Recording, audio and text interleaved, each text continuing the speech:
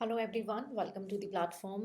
ये कंटिन्यूशन है हमारा अकाउंटेंसी सीरीज़ का। और आज इस पर्टिकुलर सीरीज़ में हम जो टॉपिक कवर करने वाले हैं वो है द लेज़र। लेज़र के बारे में अंडरस्टैंड करेंगे, उसकी यूटिलिटी को समझेंगे, फॉर्मेट को डिटेल में अंडरस्टैंड करेंगे।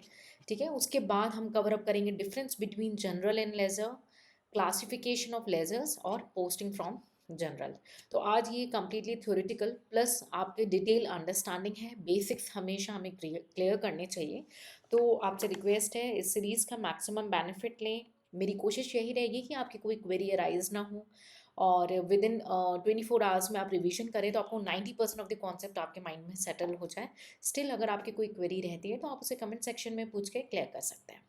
तो चलिए स्टार्ट करते हैं हमारा जो है आज का सेशन, द लेज़र। अब भाई आपने ये समझ लिया कि हमने प्राइमरी बुक जो है ऑलरेडी प्रिपेयर कर ली थी, जो कि थी हमारी जनरल। जनरल की कई सारी एंट्रीज हमने देखी, जीएसटी से रिलेटेड एंट्रीज को भी हमने कवर अप कर लिया। आज हम कवर अप करने वाले हैं लेज़र के बारे में। लेज़र को हम क्या बोलते हैं? Principal book. क्या बोलते हैं? Principal book. प्रिंसिपल क्यों बोलते हैं? प्रिंसिपल क्या होता है? आपके स्कूल में है, आप प्रिंसिपल को देखते हो तो क्या करता है प्रिंसिपल? एक क्लास को बाहर से देखता है और उसको उस हिसाब से वो एनालाइज कर लेता है कि भाई हाँ जो है क्लासरूम की ये सिचुएशन है, किस क्लासरूम में डिस्टर्बेंस है, हाँ ना, अकॉर्डिंगली जो है वो स्टेप्स ले लेते हैं। तो principal books means head book. ठीक है, जहाँ पे ओवरऑल लुक देखने से आइडिया लग जाता है कि क्या परफॉर्मेंस चल रही है। तो लेजर को हमने क्या बोला? Principal books of accounting system. The ledger is the principal book. It is very important to note that it's a principal book of accounting system. It contains different account where transaction relating to that account are recorded. हम अभी समझेंगे कैसे बहुत सारे different different account हैं। आपने ए से bye किया तो आप ए का अलग अकाउंट बनाएंगे। बाय किया है यानी परचेसेस किए हैं तो परचेज का अलग अकाउंट होगा। आपने बी से भी बाय किया है तो बी का एक सेपरेट अकाउंट बनेगा और परचेसेस के अकाउंट में एंट्री होगी। आपने मे बी सी से भी बाय किया होगा तो सी का भी अलग अकाउंट होगा। क्यों होगा भाई? कितना उनसे लेना है या कितना उन्हें देना है, इसकी एंट्रीज एक प्रिंसिपल की तरह आप बुक्स को देखेंगे। एक ही बुक खोलें और आपको आइडिया लग जाएगा। ठीक है, a ledger is the collection of all the accounts, collection of all the accounts debited or credited in the journal proper and various space in journal। ठीक है, ledger may be in the form of bound register. अब इसको पहले के ज़माने में ना बहुत अलग अलग तरीके से रखा जाता था। एक रजिस्टर के फॉर्म में रखा जाता था, कई लोगों से कार्ड्स के फॉर्म में, या एक सेपरेट शीट्स बना दिया करते। लेकिन अब डिजिटल ज़माना है, चीज़ें चेंज हो गई हैं, तो क्या करते हैं ऑनलाइन फॉर्म में भी इसे प्रिपेयर करके जस्ट प्रिंट कर लेते हैं। और कार्ड्स और सेपरेट शीट्स में भी maintain in a loose leaf binder. In the ledger, each account is opened preferably on a separate page or a card. अब एक अकाउंट बना तो वो सेपरेट पेज में स्टार्ट होगा। अगर रजिस्टर बन रहा है और बिग अकाउंट हुआ तो वो एक सेपरेट पेज से स्टार्ट होगा। क्यों होगा? क्योंकि आप जब हम जनरल एंट्री पास कर रहे थे वहाँ पे हमने लेज़र फोलियो लिखा था। तो आप जैसे ए का अकाउंट है, मानो एंट्री है, तो उसके आगे लेज़र फोलियो से ए का जो पेज नंबर था, लेज़र फोलियो नंबर था 28 था, और बी का लेज़र फोलियो से भी 29 होगा। तो आराम से आप पेज नंबर 29 को खोलेंगे और बी की एंट्रीज को देख लेंगे। अगर एक ए की और बी की एंट्री सेम पेज में हो गई, मे बी ए की एंट्रीज विद टाइम और ज़्यादा इंक्रीज हो गई, तो क्या करेंगे? ऐसा तो नहीं है आधी आपने एक पेज पे बनाई आधी दूसरे पेज पे, है ना। सो आप हम हमेशा जो नया अकाउंट ओपन करते हैं एक न्यू पेज से स्टार्ट करते हैं। ठीक है, तो ये तो एक बेसिक आइडिया हो गया, जिसमें अभी आपको सबसे इंपॉर्टेंट पॉइंट ये ध्यान में रखना है कि इसे हम प्रिंसिपल बुक्स ऑफ अकाउंट बोलते हैं, principal books of accounting system बोलते हैं।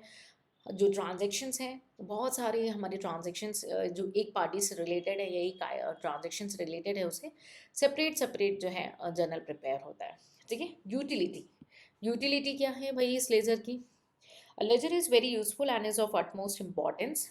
The net result of all the transaction in respect of particular account यानी A का account is a particular account, B का account is a particular account on a given date can be ascertained only from the ledger। बहुत important point है कि अगर आपको net result जानना है कि भाई किस पार्टी से हमें और पेमेंट करनी है या किस पार्टी से आपको कलेक्शन करनी है, अगर आपने सेल किया है, या किस पार्टी को आपने कितनी पेमेंट करनी है, किससे कितना स्टॉक मंगाया है, कितना बिल बना है। हो सकता है उसने जो है 2 लाख का बिल बना दिया कि आपकी पेमेंट बाकी है, बट आपके हिसाब से हो सकता है 1,20,000 या 150 अप्रॉक्सीमेटली बाकी है। तो आप क्या करेंगे, उस पर्टिकुलर अकाउंट को ओपन करेंगे और नेट रिजल्ट को आइडेंटिफाई करेंगे। तो पहला इंपॉर्टेंट पॉइंट आपको माइंड में रखना है, ledger is the principal books of accounting system. दूसरा इंपॉर्टेंट पॉइंट आपको याद रखना है कि नेट रिजल्ट्स हमें जो आइडेंटिफाई करने हैं उसमें मदद करता है हमारा ledger. So the net results of all the transactions in respect of particular account on a given date can be ascertain only from the ledger. ठीक है, तो ये दो इंपॉर्टेंट पॉइंट। अब ये आपके सामने जो है यहाँ पे एग्जाम्पल गिवन है, एक बार क्विकली रीड कर लेते हैं। For example, the management on a particular date want to know the amount due from certain customer. ठीक है, तो एक कस्टमर को कितना ड्यू है वो आइडेंटिफाई करना हो मैनेजमेंट में, तो वो कैसे करेगा। और the amount of the firm has to pay to a particular supplier, किसी को पे करना है, तो वो कैसे आइडेंटिफाई करेगा। Such information can be found only in the ledger. ठीक है, तो ये एग्जाम्पल जो मैंने आपको ले लैंग्वेज में एक्सप्लेन किया, ये आपको वर्ड्स के फॉर्म में गिवन है। Clear? Such information is very difficult to ascertain from the journal because the transactions are recorded in the chronological order and defies the classification। तो क्यों मुश्किल है, जर्नल से क्यों नहीं आइडेंटिफाई कर सकते भाई। मिस्टर ए ने हो सकता है 1 जनवरी में ट्रांजैक्शन हुआ हो, एक के साथ फिर मार्च में ट्रांजैक्शन हुआ, फिर अगेन एक मार्च में हुआ हो, फिर उसके बाद एक हो सकता है आपका अक्टूबर में हुआ हो। तो भाई जर्नल चेक करते रह जाओगे तो करते ही रह जाओगे, है ना। और क्योंकि वहाँ पे क्रोनोलॉजिकल ऑर्डर कर एक सीक्वेंस में 1 2 3 4 एक सीक्वेंस में एंट्रीज चल रही हैं, है ना। For easy posting and location accounts are open in the ledger in the same benefit definite order. अब एक और एग्जाम्पल इन्होंने दिया है, they may be open in the same order as they appear in the profit and loss account and in the balance sheet. In the beginning, an index is also provided for easy identification. In the case of big organization, each account is also allotted a code number. बहुत बड़ी firms होती हैं, बहुत बड़ी organisation होती हैं, तो वहाँ पे नंबर्स होते हैं, और ताकि आप फोलियो नंबर पे जाएं और चेक कर ले कि भाई ये इतनी इतनी पार्टीज थी और इसे आप कैसे करते हैं। अब आज के ज़माने में क्या हो गया, ये सारे काम बहुत ही शॉर्टकट एक हमारे सॉफ्टवेयर्स के थ्रू होने लगे हैं, ऑनलाइन एंट्रीज के थ्रू होने लगे हैं, लेकिन कॉन्सेप्चुअल अंडरस्टैंडिंग आपके साथ सेम जाएगी और हमेशा जाएगी। ठीक है, तो लेजर में इस पेज पे आप तक अपने कुछ इंपॉर्टेंट पॉइंटर्स को हम एक बार रिकॉल कर लेते हैं कि लेजर को हम बोलते हैं the principal book of accounting system, सबसे इंपॉर्टेंट पॉइंट। सेकंड, हमें अगर नेट रिजल्ट आइडेंटिफाई करना है तो सारे ट्रांजेक्शन्स का वो हम एक पर्टिकुलर अकाउंट के थ्रू जो आइडेंटिफाई कर सकते हैं वो सिर्फ और सिर्फ लेजर की मदद से कर सकते हैं।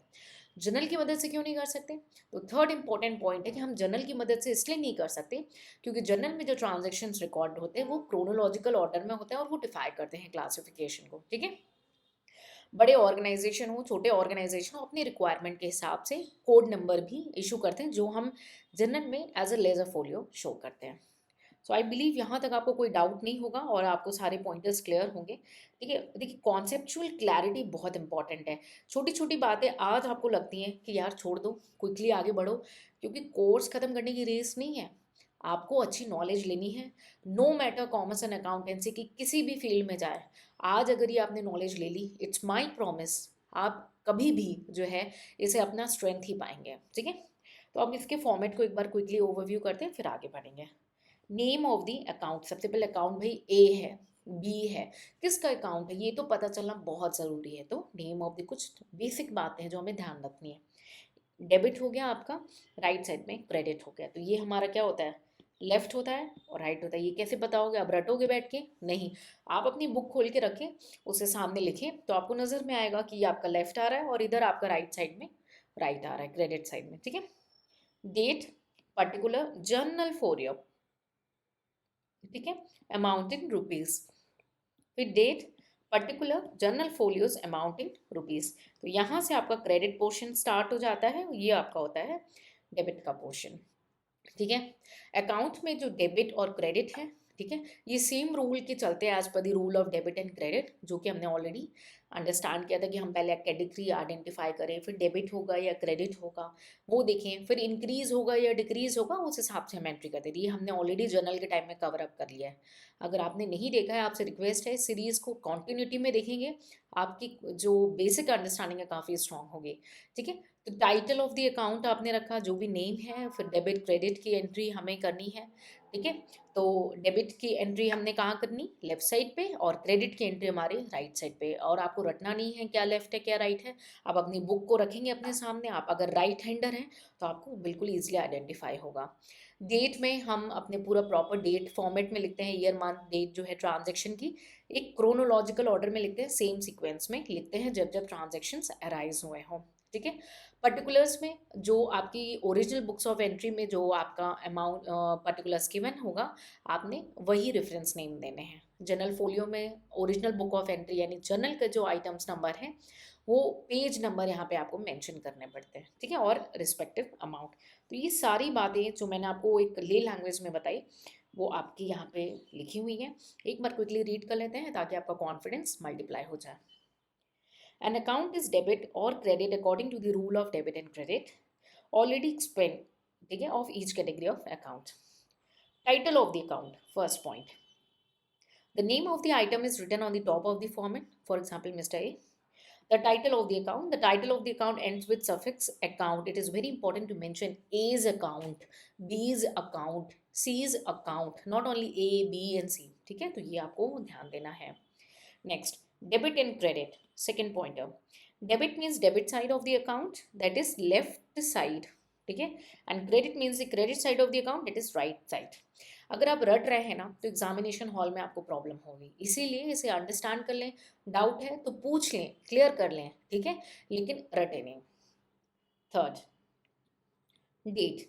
Year month and date of the transaction are posted in the chronological order, ठीक है, सीक्वेंस में, in this column. Fourth, particulars. Name of the item with reference to the original book of entry is written on debit or credit side of the account. And the fifth and the last one is fifth is the journal folio, sixth is the amount. So fifth is it record the page number of the original book of entry. What is the original book of entry? It's the journal on which relevant transaction is recorded. This column is filled up at the time of posting. Very important. This column is filled up at the time of posting. ये ध्यान रखना है कि इसमें हम कब entry करेंगे, posting के टाइम पे एंट्री करेंगे. Amount. This column record the amount in numerical figure corresponding to what has been entered in the amount column of the original book of entry. ठीक है, सो आई बिलीव आपको clear हो गया. तो इस पेज का हमारा कंक्लूजन एक अच्छा फॉर्मेट आपके माइंड में सेटल होना चाहिए.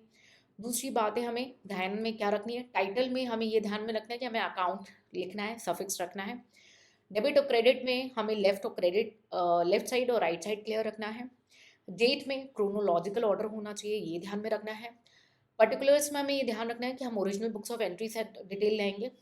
जनरल फोलियो में हमें ये ध्यान में रखना है कि हम पोस्टिंग के टाइम पे यहाँ पे एंट्री फिल करते हैं, और अमाउंट हमारा जो है ओरिजिनल बुक्स ऑफ एंट्री से आता है. ये जो पॉइंटर बता रही हूँ ना, ये इसलिए बता रही हूँ क्योंकि ये एग्जाम में गलती होती है, ठीक है, इसलिए वो चीज़ मैं आपको अभी बता दे रही हूँ कि आपकी वो गलती ना हो, ठीक है, जिन्होंने करनी थी वो कर लिए, ठीक है. Next, difference between journal and ledger बहुत इंपॉर्टेंट है. 90% स्टूडेंट जिन्होंने अच्छे से सेशन किया होता है वो आराम से समझ लेते हैं. अगर आपने सीक्वेंस में जर्नल को नहीं कवर अप किया है तो आपको लिटिल बिट डाउट अराइज होता है, तो उसके लिए रिक्वेस्ट यही करूँगी कि एक बार आप जर्नल के सेशंस को भी करके आएंगे. The journal and the ledger are the most important books of double entry mechanism of accounting and is indispensable for an accounting system. So what are the pointer? The journal is the book of first entry, which is the original entry. Ledger is the book of second entry, which is a principal book. ठीक है, so first entry and second entry. Journal is the book of chronological record, है ना, sequence में entry करते हैं. Ledger is the book of analytical record, यानी एक account बना उसके बाद उसके अंदर chronology आती है, लेकिन analytical words के थ्रू मेंशन करते हैं ना. So it's an analytical account. Journal has a book of source entry, get greater importance as a legal evidence than the ledger. Obviously, जब ट्रांजेक्शन की पहली ही एंट्री, पहला ही कदम आपने गलत उठा लिया तो आप किस डायरेक्शन में जाना है आपको पता नहीं है. बहुत सारे स्टूडेंट ऐसे होते हैं जिनको सिर्फ और सिर्फ पास करके निकलना है, तो उनका डायरेक्शन ऐसा है कि वो पास कर लेंगे, फॉर श्योर पास कर लेंगे, लेकिन उनका future will be on the wrong direction. तो पहला जो स्टेप है वो ही आपको क्लियर रखना है कि आपको कितनी दूर तक जाना है, और ऑब्वियसली आपको जो है अपनी प्रिपरेशन पे वैसे अपने हार्डवर्क को पुट करना है, ठीक है. Fourth, transaction is the basis of classification of data with in the journal. An account is the basis of classification of data in the journal. क्यों? ट्रांजैक्शन की बेसिस पे हम डिवाइड करते थे ना जर्नल में, कब हो रहा है, किस डेट में हो रहा है, कैसे हो रहा है ना। और लेजर में क्या है, किसका अकाउंट है, ए का अकाउंट है, बी का अकाउंट है, जेड का अकाउंट है, तो अकाउंट बेसिस पे क्लासिफिकेशन है। Clear? Process of recording in the journal is called journalizing and the process of recording in the ledger is called posting। ठीक है, तो जर्नलाइजिंग एंड पोस्टिंग काफ़ी इंपॉर्टेंट पॉइंटर्स हैं। अगर आपने अच्छे से समझा होगा, अगर आपका मार्क्स काफ़ी वेटेज का है, एग्जाम में ये क्वेश्चन आ जाता है, तो आपने क्या करना है, फॉर्मेट बना देना है। और ज़्यादा वेटेज का आ रहा है और वर्ड लिमिट ज़्यादा है, तो एग्जाम्पल भी ऐड ऑन कर देने हैं कुछ हाथ। ठीक है, तो डिपेंड्स आपके एग्जाम में कितने मार्क्स का क्वेश्चन आ रहा है, या आपसे प्रैक्टिकल वाइवा में पूछा जा रहा है, या आपको एक प्रोजेक्ट मिला हुआ है, उस हिसाब से आपने डिसाइड करना है कि आपको कैसे जर्नल एंड लेजर का डिफरेंस क्रिएट करना है। क्लियर? कोई डाउट है तो उसे आप कमेंट सेक्शन में पूछ के क्लियर कर सकते हैं। चलिए, क्लासिफिकेशन ऑफ लेजर, हमने कहा भाई लेजर को क्लासीफाई करना बहुत ज़रूरी है। तो जो सारे लेजर हैं उन्हें हम 5 कैटेगरी में क्लासीफाई करते हैं, जैसे हम जर्नल के टाइम में किया था। एसेट हो गया, लाइबिलिटी हो गया, और कैपिटल हो गया। ये तो बैलेंस शीट के आइटम हो गए, करते थे ना, assets equal to liability plus capital, ये तो बैलेंस शीट के आइटम हो गए। और पीएनएल के क्या हो गए, आपके एक्सपेंसेस या लॉसेस, और रेवेन्यू या गेन्स। ठीक है, all the ledger account are put in 5 categories: asset, liability, capital, revenue, gains and expenses। ठीक है, ऑल दीज अकाउंट्स में फर्दर भी पुट इनटू 2 ग्रुप्स, इनको फर्दर 2 ग्रुप में बांटा गया है। ठीक है, तो मैं इसको ना और अच्छे से आपको बता दे रही हूँ ताकि अपने रिवीजन में आपको ये हेल्प करे। तो हम क्या करते थे, assets equal to liability plus capital, और पीएनएल बनाइए तो बैलेंस शीट बन गया, और पीएनएल बनाया तो हमने क्या किया, एक्सपेंसेस या लॉसेस दिखाए। ठीक है, और इधर आपने रेवेन्यू या आपके गेन्स दिखाया। ठीक है, इसको हमने, ये आपका बैलेंस शीट में आ गया, ये आपका पीएनएल में आ गया पोर्शन। ठीक है, अब इसको फर्दर हमने क्लासीफाई करना है 2 पार्ट में। One second, 2 groups, permanent account and temporary account. बहुत इंपॉर्टेंट पॉइंट है, परमानेंट एंड टेम्पररी। ठीक है, तो परमानेंट क्या है, कौन सी नॉलेज आप परमानेंटली अपने साथ लेके जाना चाहते हैं, कौन सी सिर्फ एग्जाम तक ले जाके छोड़ना चाहते हैं। आपका अगर एम है केवल एग्जाम को पास करना, तो वो टेम्परेरी नेचर का हो गया। लेकिन आपको लगता है कि नहीं, आपको और अपना फ्यूचर जो है प्रॉस्पर करना है, आप जॉब में जाओ, आप बिजनेस करो, आप कुछ भी करो, ये नॉलेज, अकाउंट्स की नॉलेज आपके साथ होल लाइफ आपके साथ चलती है। ठीक है, ऑल परमानेंट अकाउंट, ठीक है, all permanent account are balanced and carry forward to the next accounting period. ऐसा क्यों होता है भाई, परमानेंट नेचर के हैं तो हमें इसकी फ्यूचर में ज़रूरत पड़ सकती है, इसलिए हमने क्लोज करना है और इसे कैरी फॉरवर्ड करते चले जाना है फ्यूचर ईयर्स में। ठीक है, कुछ रटना नहीं है, बिल्कुल ध्यान से समझेंगे। ठीक है, the temporary accounts are closed at the end of the accounting period by transferring them to the trading and PNL account. लेकिन यहीं पे अगर टेम्पररी अकाउंट है तो हमने क्या करना है, उसे ट्रांसफर करना है, क्लोज करना है उनकी बुक्स को, और ट्रांसफर करना है ट्रेडिंग एंड पीएनएल अकाउंट में। तो इसको आप क्या करेंगे, पीएनएल में डालते हैं क्लोज करके, यानी ये आपका क्लोज होगा, और पीएनएल में जाएगा, ये आपका क्लोज होगा और कैरी फॉरवर्ड होगा। ठीक है, तो ये का आप ना ये डायग्राम फॉर्म अच्छे से बना लेना। Balance sheet PNL, balance sheet के नीचे लिख देना assets equal to liability plus capital, PNL के नीचे लिख देना expense oblique losses equal to revenue और गेन्स। फिर इसके नीचे ले आना ऐसे ही सेम परमानेंट और टेम्पररी। परमानेंट को क्लोज किया तो कैरी फॉरवर्ड करेंगे, टेम्पररी को क्लोज किया तो पीएनएल में लेके जाएंगे। ठीक है, all permanent account appear in the balance sheet, automatic दिखेगा, जो परमानेंट है वो बैलेंस शीट में आ जाएगा। दस all asset liability and capital R permanent account. हम ये मान सकते हैं ना कि भाई सारे जो परमानेंट हैं जो आगे चलते रहेंगे वो बैलेंस शीट में डिस्क्लोज होंगे, तो ये हमें क्या है, परमानेंट अकाउंट। और बैलेंस शीट में कौन सा आता है, asset is equal to liability plus capital. All revenue and expenses accounts are temporary account and this classification is relevant for financial statement। काफ़ी important है, काफ़ी conceptual है। कोई क्वेरी है, एक बार नहीं 10 बार पूछो, लेकिन क्वेरी को क्वेरी करके अपने साथ मत लेके जाना और क्लियर करना, और रटना भी नहीं, उसे अपने मतलब इनहेरेंटली फीड कर लेना इस कॉन्सेप्ट को। ठीक है, कि अब बैठ के रट रहे हो, हाँ परमानेंट अकाउंट है, एसेट लायबिलिटी, और ये परमानेंट अकाउंट को कैरी फॉरवर्ड करते हैं, फिर वो बैलेंस शीट का आइटम होता है। फिर परमानेंट अकाउंट जो क्लोज किया, कैरी फॉरवर्ड किया, बैलेंस शीट का आइटम है, बैलेंस शीट का आइटम बने asset equal to liability plus capital. रटना नहीं, इसे फील करना। ठीक है, the last pointer of the day, इसकी आज हम सिर्फ और सिर्फ थ्योरेटिकल पोर्शन को कवर अप करेंगे एंड जो न्यूमेरिकल पोर्शन है उसे नेक्स्ट सेशन में देखेंगे। Posting very important. पोस्टिंग क्या है? It is the process of transferring the entry from the books of original entry that is journal to the ledger. ठीक है। Posting means grouping of all the transaction in respect of particular account. For example, A's account, B's account. तो उनके सारे transactions को group करके एक account में ले आना at one place for a meaningful conclusion and to further the accounting process. Posting from the journal is done periodically. कैसे होती है posting? Periodically posting होती है, ठीक है। वीकली हो, फोर्टनाइटली हो, मंथली हो, ठीक है, as per the requirement. Daily नहीं होती। डेली क्या होता है? जर्नल होता है। जितने ट्रांजेक्शन है उसे क्रोनोलॉजिकल में करते हैं, लेकिन जर्नल के जर्नल बनने के बाद लेजर जब बनता है तो वो भाई हो सकता है वीकेंड में बन जाए या क्वार्टर में बने या मंथ एंड में बने, डिपेंड्स। हर फॉर्म की हर बिजनेस की अपनी रिक्वायरमेंट है, ठीक है। So posting is the process of transferring the entry from journal to ledger. It means grouping all the transaction in respect to a one particular account, that particular account at one place for making a meaningful conclusion and to further the accounting process. ठीक है? So posting from the journal is done periodically. Periodically means either weekly, fortnightly, monthly, quarterly. It may be depend on the requirement of business. Clear? This is important factor. अब the complete process of posting from journal to ledger, तो एक process है कि कैसे आप posting करेंगे journal से laser पे। मैं इसको क्विकली कवर अप कराऊंगी, बट न्यूमेरिकल के टाइम में हम इसे फिर से रिकॉल करेंगे, ठीक है। तो ये आपके फॉलोइंग स्टेप है, 5 step. Step 1, locate in the journal. भाई मिस्टर ए का है तो पहले आप ट्रांजेक्शन देखिए, ये आइडेंटिफाई करोगे किस में जाएगा, डेबिट होगा, क्रेडिट होगा, ये आइडेंटिफाई करो। The account to be debit as entered in the journal, ठीक है। Step 2, enter the date of transaction. आपने डेट फिक्स करनी है, कौन सी डेट है। वो डेबिट साइड का आइटम है तो डेबिट साइड में डेट लिखोगे। स्टेप 3, पर्टिकुलर का कॉलम आपने राइट करना है, ठीक है। आपने पर्टिकुलर्स वहाँ पे मेंशन करने हैं, ठीक है।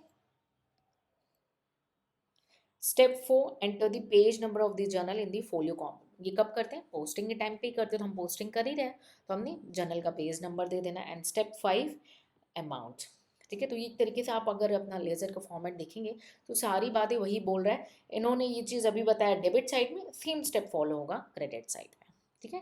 तो इट्स नॉट दैट इम्पॉर्टेंट, एक बार लेकिन आप इसे अंडरस्टैंड करें, रीड भी कर लें। कई बार ये आपके वाइवा में पूछ लिया जाता है, ट्विस्ट करके पूछ लिया जाता है आपसे, तो आपके बस एक बार बेस आपके माइंड में कॉन्सेप्ट क्लैरिटी होनी चाहिए, रटना नहीं। कोई डाउट है तो उसे जो है कमेंट सेक्शन में पूछ लेना, ठीक है। तो यहाँ पे हम वाइंड अप करते हैं, ठीक है। और इसके बाद ये हमारा ना कुछ एग्जांपल्स गिवन है, आप देख सकते हो, ठीक है।